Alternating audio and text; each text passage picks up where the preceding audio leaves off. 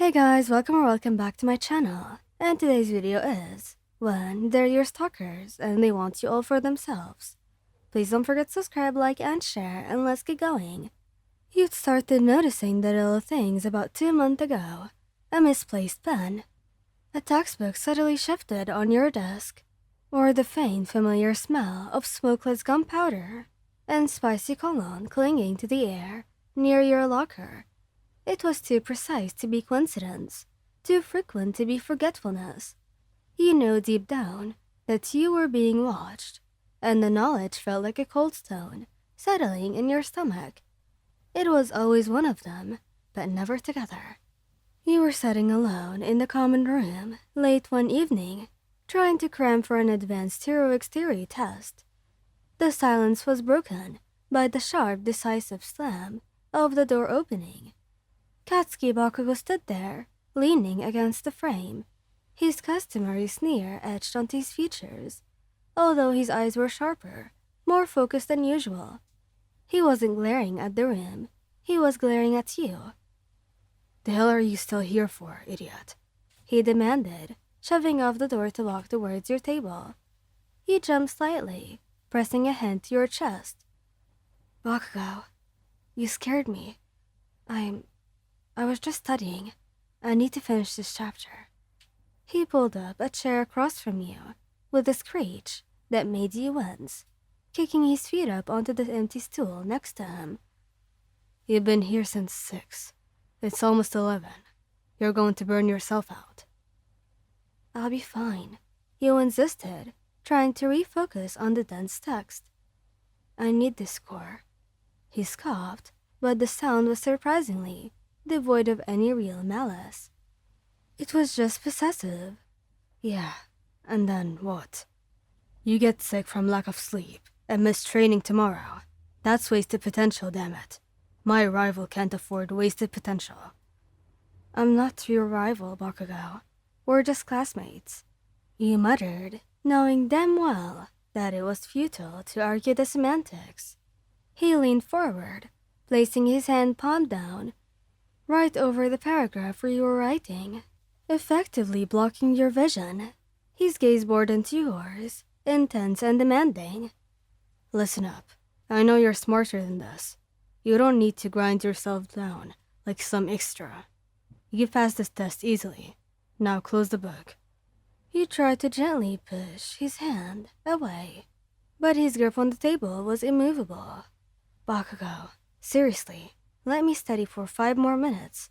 His voice dropped, becoming a low growl that vibrated with suppressed power. "You think I'm asking. When I tell you to stop, you stop. Who else is going to make sure that you take care of yourself? You're too damn reckless. Now close it." A shiver ran down your spine. The familiarity of his statement, too reckless, was chilling. Only someone who knew everything that you did, who watched your every move, every missed meal, every late night, would know how often you pushed yourself. You slowly closed the textbook. He smirked, a predatory flash in his eyes. "Good. Now get to your room. If I hear you sneak out again, I'm blowing up the hole outside your door." He stood up, towering over you. "Go, now." You gathered your things quickly, too unnerved to argue. As you hurried away, you could feel his eyes tracking you until you turned the corner. That night you slept poorly, dreaming of blazing red eyes and the scent of smoke. The next afternoon, you found yourself cornered in the courtyard by Ijiro. Unlike Bakugo, he approached you with that blinding, infectious smile that could charm anyone. "Hey, awesome, I caught you," he said, jogging up to you, looking every bit the friendly, reliable Red Riot. "Hey, Kirishima, what's up?" "Nothing major, but I wanted to talk to you about something important. You haven't been yourself lately." You shifted, uncomfortable. "I've been fine, just the usual stress." He shook his head slowly. "No, you haven't. You've been distracted in class. I watched you almost trip on a curb this morning. You never trip. And yesterday, you didn't touch the curry at all." You always eat curry. Your mind went blank. How did he know about the curry? He specifically went to the far end of the cafeteria to eat alone yesterday. I just wasn't hungry. Hey, that's not very manly of you. You're hiding something. Are those guys from Class B bothering you? Tell me who it is, and I'll talk to them. I'll make sure they understand that you're off limits. No one is bothering me, Kirishima. I promise. You insisted, stepping back. This conversation felt invasive from him. Suffocating. Hey, don't lie to me. I know that you're distressed. I can see it in how you hold your shoulders.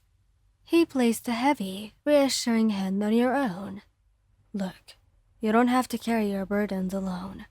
I'm here. I'm always going to be here for you. I know everything that's going on with you, and I want to help you fix it. You know everything?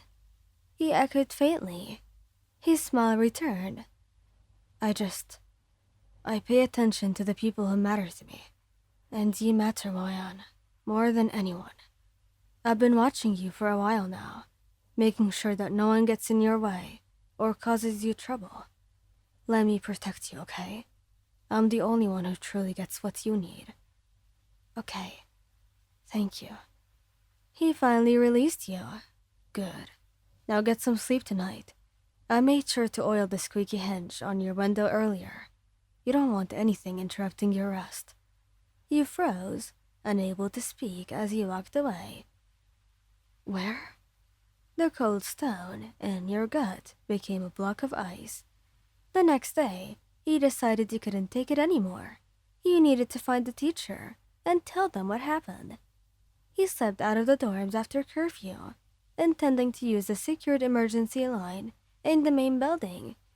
But as he stepped into the dark, empty corridor leading to the main entrance, two figures emerged from the shadows at opposite ends of the hallway, boxing you in. It was both of them. Kirishima leaning casually against the wall, and Bakugo standing with his hands, smoking faintly. Going somewhere, Ryan? Kirishima asked, his voice losing all of its usual warmth. Bakugo snarled, stepping closer. Trying to run. You think you can escape us. Your breath hitched. What are you both doing here? We're here because we know that you'd break. We knew you'd try to tell someone, and we can't have you doing that. We worked too hard setting things up, Ryan. Every little thing. The erased chat logs, the accidental tripping of your power cord. That was us. All to keep you focused on what matters. Focused on what? On us, Ryan. On your safety. Your future. Shut up. Stop sounding like a damn babysitter. I just want her safe. You'd expose her to unnecessary risk. She needs to be protected from idiots and lowlifes. You can't just bully her into submission. Bully her. I push her to be stronger. I'm the only one who can handle her potential. She doesn't need the soft, pathetic protector. She needs someone who will burn down the world if someone looks at her wrong. And that's going to be me. Hey, stop. This isn't about me. This is about your rivalry. No, Ryan, this is only about you. He and I, we realized we were doing the same thing. Watching you. Observing. And so we knew we had to work together to keep the environment pure for you. Pure? Yeah, no distractions. No one close enough to get you. Kirishima explained softly, reaching out a hand towards your face. Bakugo then lunged past Kirishima, grabbing your wrist, with a surprisingly non-violent but iron grip. Stop touching her, you damn creep. She's coming with me. At least I'll keep her out in the open, where I can see her.